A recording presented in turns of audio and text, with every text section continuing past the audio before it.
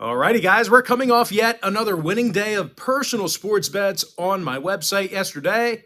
That's now going to put me at 11-1 of my last dozen board member tier package plays on that site. And if you want to see a video breakdown of every one of my personal bets here today, the only way to do that is to be a board member on patreon.com/BrockPage. But before we discuss a little bit more about all of that, I just want to take a quick time out and welcome you to my NBA free pick video here today for Friday, March 10th, 2023. Happy Friday to you. The weekend's finally here. My name is Brock Page, and I've been dishing out free sports picks right here on YouTube since 2016. I also sell my personal sports bets on patreon.com/BrockPage. And once again, guys, I'm 11-1 of my last dozen board member tier package bets on that site. And not only do board members get access to my exclusive board member podcast every single day, you also get access to every single personal bet, every single package, every single day until April 1st.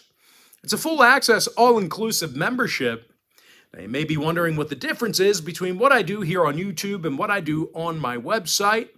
Well, what I do here on YouTube is I'll handicap the entire slate of games in any given sport, side and total. And what I do on my website is I actually share with you which one of these free picks on these videos that I'm actually betting on personally. I currently have over 515 members who are signed up and active on that site right now. And with that, guys, let's go ahead and dive into some free content. We're going to take a look at the Hawks at the Wizards, 7 o'clock Eastern start time. Atlanta's -1, totals 238. Now, the Hawks have been incredibly efficient on the offensive end of the court, especially on the road.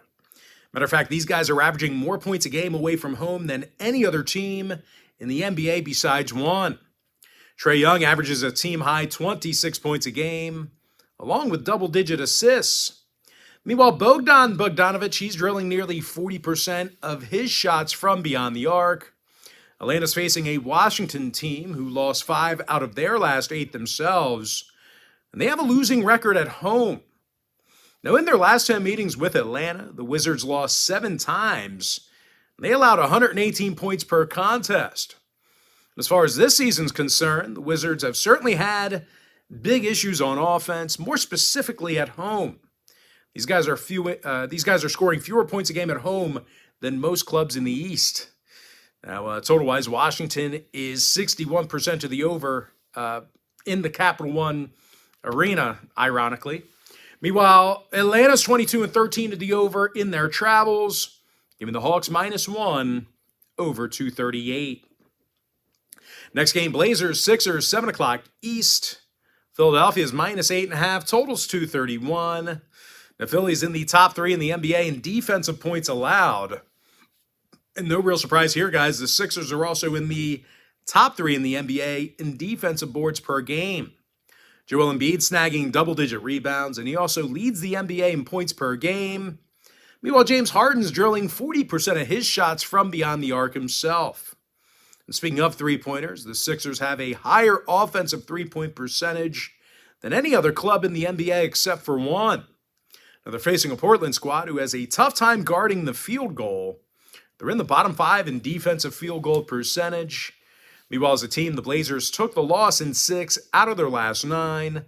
They successfully covered in only 3 games during that stretch. Now, total-wise, Portland's 22-12 to the under in their travels.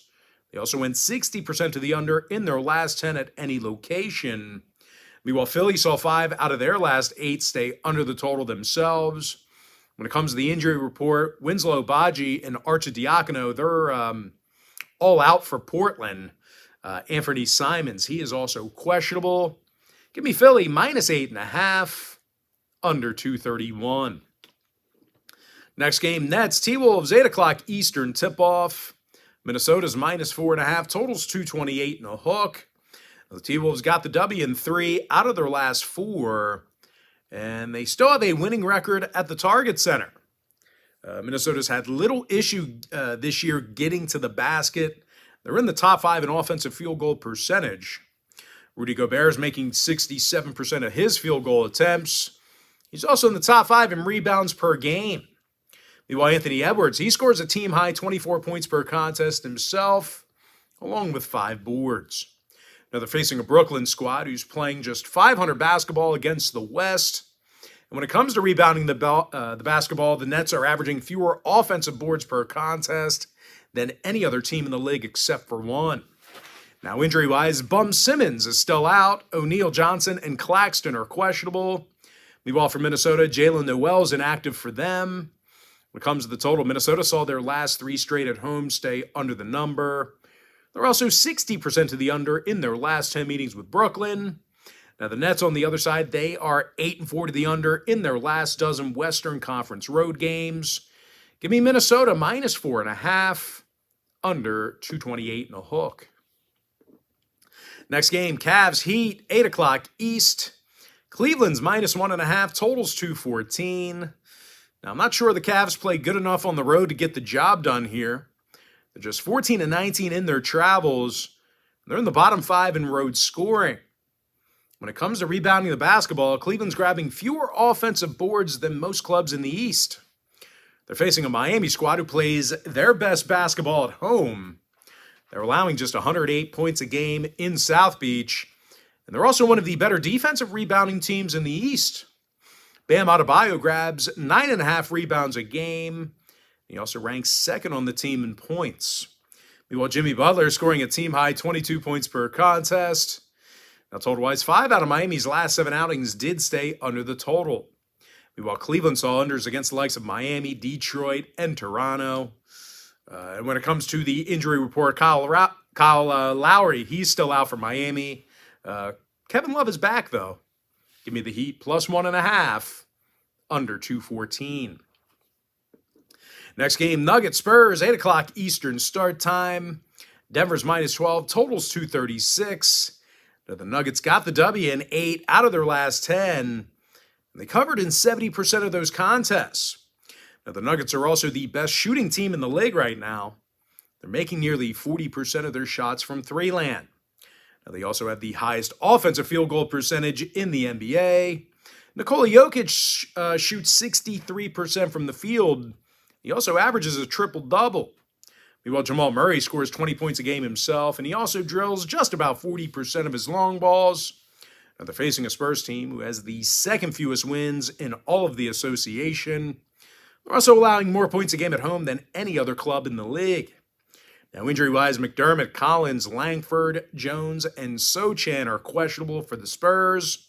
Meanwhile, for Denver, Cantor's got a sore wrist. Najee's still inactive.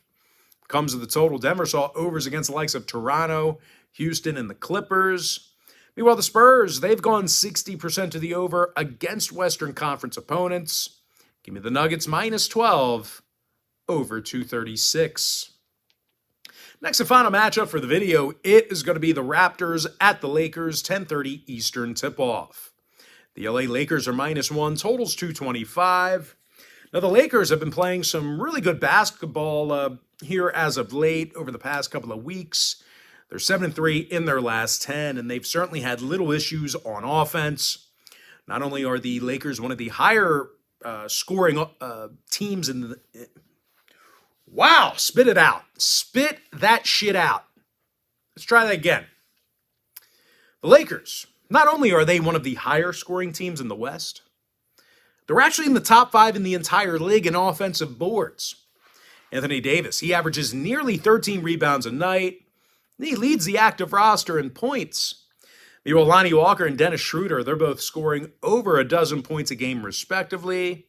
Now, they're facing a Toronto team who lost 3 out of their last 4. And they've had all kinds of problems guarding the 3-ball. Matter of fact, the Raptors have a higher defensive three-point percentage than any other team in the NBA except for one.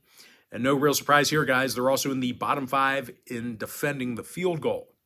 Now, injury-wise, Will Barton's questionable for Toronto. LeBron James is still out for LA.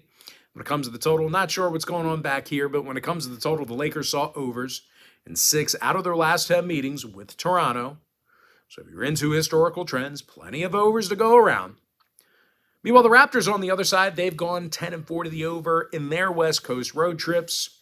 Give me the Lakers -1, over 225. And with that, guys, now it's time for our quick pick recap. Give me Atlanta -1 over 238. Philadelphia -8.5 under 231. I'm 11-1 in my last 12 board member tier package bets on my website. And if you want to see a video breakdown of every single one of my personal plays here today, there's only one way to do that, and that's to join my full access, all-inclusive board member package on my website at patreon.com/BrockPage. Give me Minnesota -4.5 under 228 and a hook. Miami +1.5 under 214. Denver Nuggets -12 over 236. With my next and final free pick, give me the Lakers -1 over 225.